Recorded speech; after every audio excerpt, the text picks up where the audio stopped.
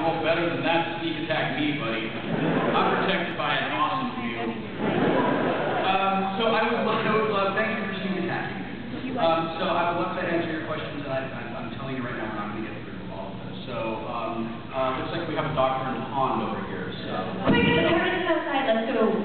Well done, but no. When you were on the Nerd podcast with Karen Gillan and Matt Smith, yes, there was the joke made that you wanted a cake of stick. Right. And I'm curious as to what the context was for your desire for the cake of stick. But Chris Hardwick also said that some crafter was going to make you a cake of stick. That's right, a knit cake of stick. What? Challenge accepted.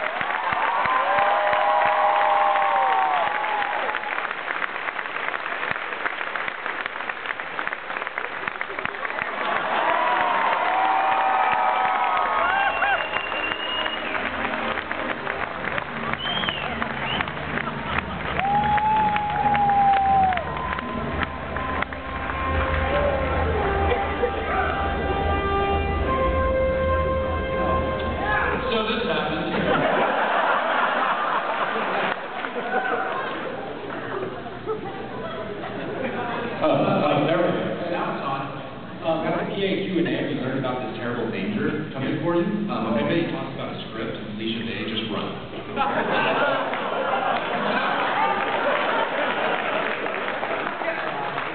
Hey, Ron, Steve, I was just curious if you consider what you do now to be kind of the end product of the foreshadowing of your character in Stand By Me, you know, how he was a storyteller and so forth. You know, it's really weird to me that, look, I think one of the reasons Stand By Me is the movie that it is, and one of the reasons that it's endured for 30-something, 25 years? Long enough that I don't know if it's 25 or 30 years. It has nothing to do with me being 39, so shut up all of it. Oh, I guess 25 years, but it was 9 when I made it. Look at that, I did math!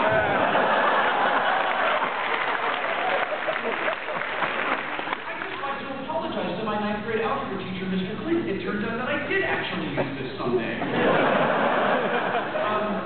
I think that one of the reasons the movie endures the way it does is because Rob Reiner had the presence of mind to cast 4 boys who were essentially those characters. And then we did our very best, well, I mean, I did my very best to just not screw it up and just, you know, just do what the material demanded. And it doesn't surprise me that I grew up to do what I do. I wrote about this in just a geek. Like, I kind of felt like, well, maybe I'm supposed to be a writer because when I was, you know, 14, look at those guys. Remember when people wore their sunglasses on strings like that?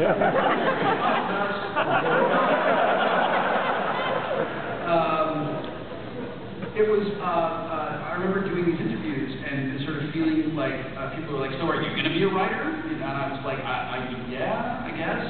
And I think I'm supposed to say yes to everything you ask me. I don't know how this works. When do I get the candy? I'm confused. This is an interview. Why are we doing it in a van and there's no camera? That's where the camera is. Okay. I need an adult. So, the answer is I don't know.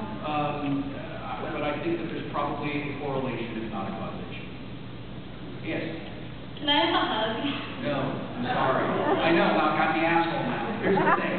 I got the swine flu at PAX in 2009, and as a result of that, I am scared to death of getting it again. I leave here Sunday and I go straight back to Vancouver to work on Eureka to finish the season, and then I go straight to Dragon Con for 4 days. And I understand that Dragon Con is just, it's just full of like furry spores in the air. And yeah, so I'm going to be cosplaying as the guy in a Tyvek suit. It's absolutely nothing personal, but I actually kind of like avoid human contact. I know, I'm awful. I mean, It's okay. I'm touching a lot of girls. I'm a superstar. Yes. Okay, first quick thing. Will you be wearing the Cape of Dicks to tomorrow's D&D session? It's distinctly possible. What I have to actually do is I have to check the stats and see what this Cape of Dicks is. This is why you're a good gamer.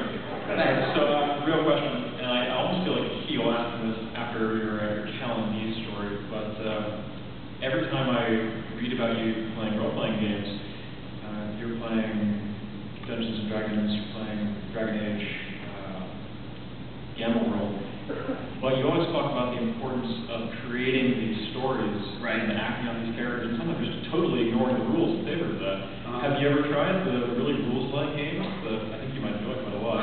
I don't know. Do you consider Fiasco rules light? Fiasco is like the rules lightest of rules light games, yeah. That's my favorite RPG of all time. Amazing. It's my favorite game ever. Actually, my friends and I are getting together to play it tonight.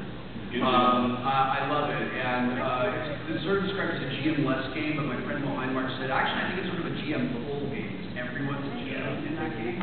I ultimately think that the rules are there to give you a structure to work within, and to sort of let people who are starting to play a game I just realized I'm wearing a Cape of Dicks. And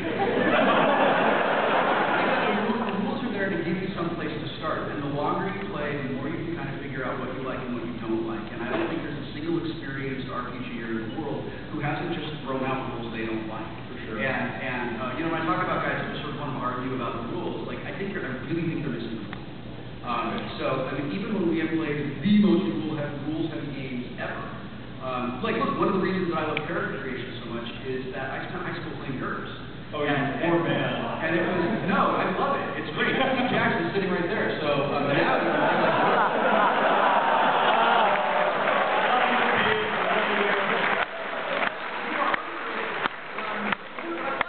I love using the rules of the game to justify why characters do what they do, and then throwing them away when it's not.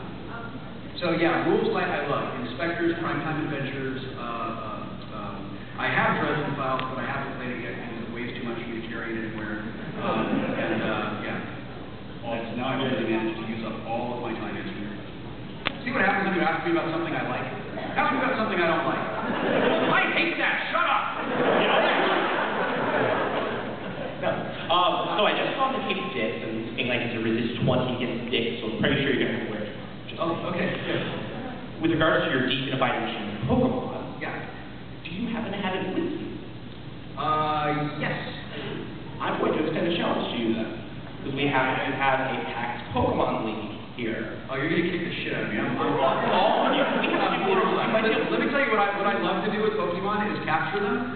And by the way, why is it the only time I critical hit anyone is when I'm trying to capture wild Pokemon? Come on, fuck Pokemon! Bullshit! Oh, I'm trying to defeat a gym leader, and oh look, it's not very effective. Oh, I'm trying to capture this thing that shows up once every 9 million turns. Ooh, critical hit, he's dead. Congratulations. The human leveled up. My favorite thing to do is give them names.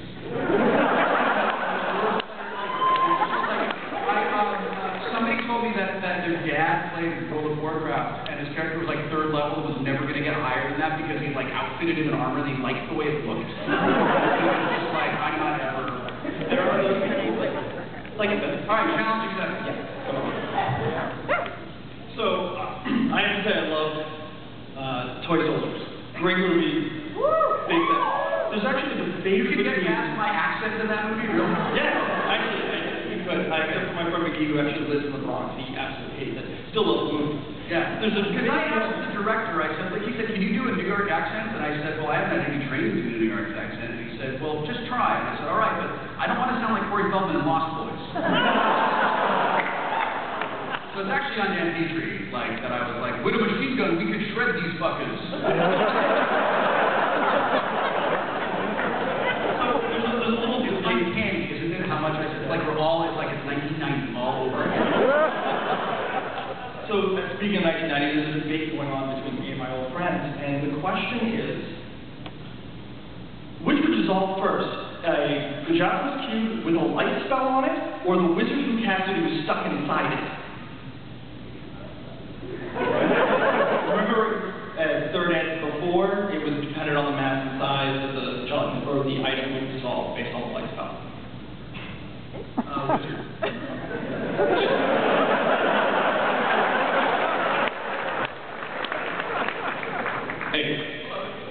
Having grown up in arcades myself, as you played a lot of video games growing up, I was wondering about pinball. Do you have a favorite table? I love Medieval Madness. There is a Medieval Madness machine in Portland that's in perfect condition. And no, I'm not going to tell you where it is. The more people play it, the less likely it's going to be. And oh, shut up. You know, I really like the Star Trek The Next Generation pinball. I'm super sad that I'm not in it. And Creature from the Black Lagoon, which I know purists aren't crazy about, it just has 2 ramps, but we had that game in our arcade when I worked for New Tech, and I probably spent 1,000 hours playing it, and it just kind of reminds me of a particular time in my life, where I was really coming of age as an adult then. I was like 19, 20, 21, and I love that game so much. They have, what's it called, Funhouse at Ground Control, and I'm crazy about that as well. And I actually recently played Black Knight 2000, and it turns out that even now, like 15 years later, I'm still the Black Knight bitch. You've got the power, and I'm like, no, I don't. I'm telling you, I don't. One more mini question regarding pinball. Yeah. Left or right? Right. Do you ever go left? Ever? It was like when I first played pinball, you assumed to go right. But no, when I went left, no, it was like a right. Left, because, no, right. Which one? Because you come down left. Yes, right. Because it's harder. It's like when you play Pandemic. Don't play Pandemic on easy. You're going to lose Pandemic no matter what.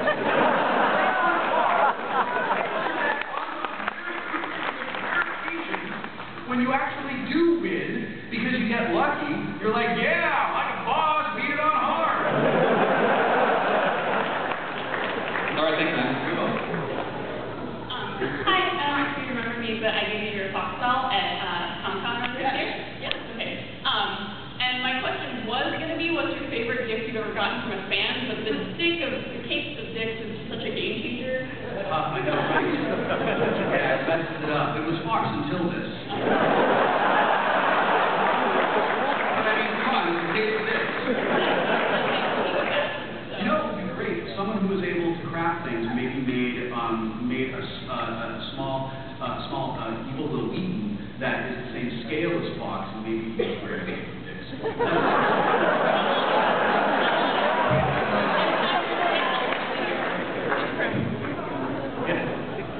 I've got one question and a little aside.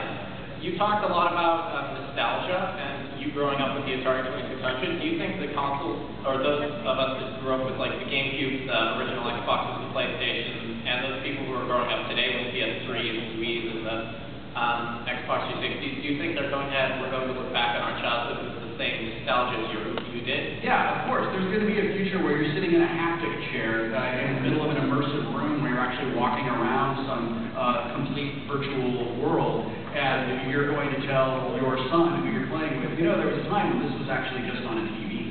and your son's going to go, come on, really? And then you're going to break out, then you're going to break out the 360, and you're going to load up like Braid or something, and it's like, this is an amazing game. Like I solved these puzzles, and it was so challenging. I stayed up late at night. Your kids go, really? This is what you did? Like it doesn't even touch you. What? I don't get that. What's the point of that? Yeah, absolutely. I absolutely think that. You know, it's really easy to think that the thing that I came of age playing is special, and it's special to me, and it's special to my generation. But you know, I see on Reddit all the time these Reddit posters. That's right, midnight. I see these Reddit posters who are just like, I came across this, like, wow, man, 9th grade forever, and it's like a GameCube. What? 9th grade forever for me was the original Nintendo Entertainment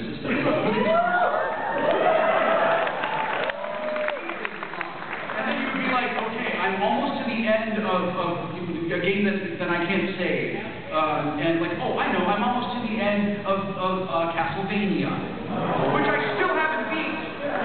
Because when I got really close to beating it, and I was like, okay, I'm just going to pause this because I have to go eat dinner or whatever, I went back up to my bedroom and it was turned off.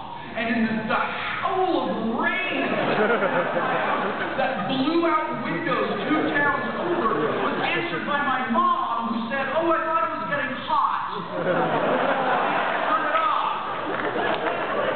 Thanks, Mom. I'm never going to beat Castlevania because of you. Or you kids today, we had to write down like a 90-minute.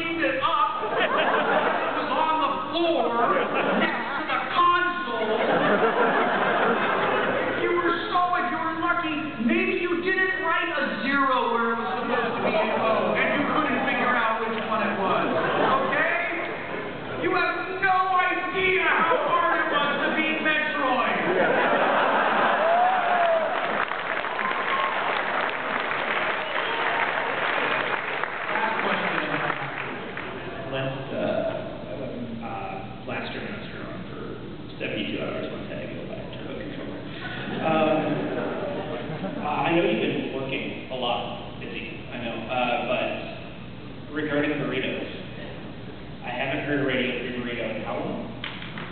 Too long. Do you think we could get like little Radio Free taquitos?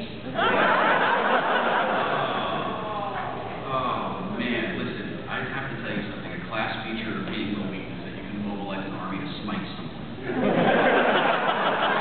Free action. Back off on your taquitos, okay?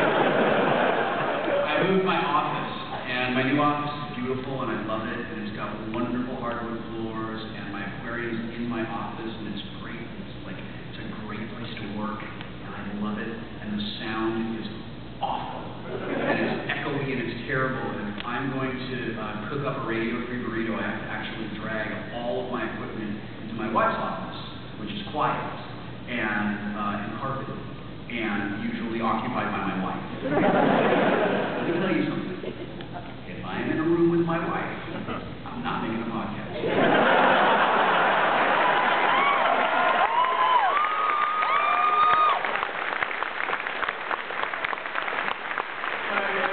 Everyone who listens to Radio Free Burrito and who has listened, thank you.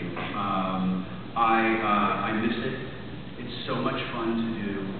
And it's something that it's a creative outlet, and the reality is, right now, I'm the luckiest person in the world. That saying about how when you love what you do for work, it's not really work, it's like, that's my life. And Comcast took Eureka away from us, so that's ending, and I'll have some free time after that.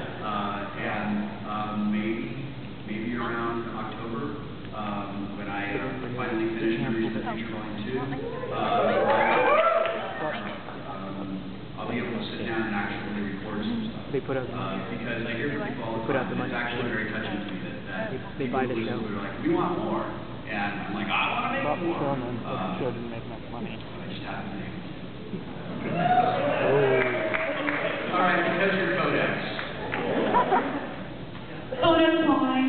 Okay, so I remember you talking about, I think it was maybe on the Radio Free Burrito, about how you force yourself to come up with something creative, like maybe once a week or something like that. Every day. Do something creative every day for the rest of the year, right? I started it in November of last year. Yeah. Right. And yeah, that was awesome. I realized I sit at a desk all day doing really redundant work. So it was a great idea for an outlet. This was one of them.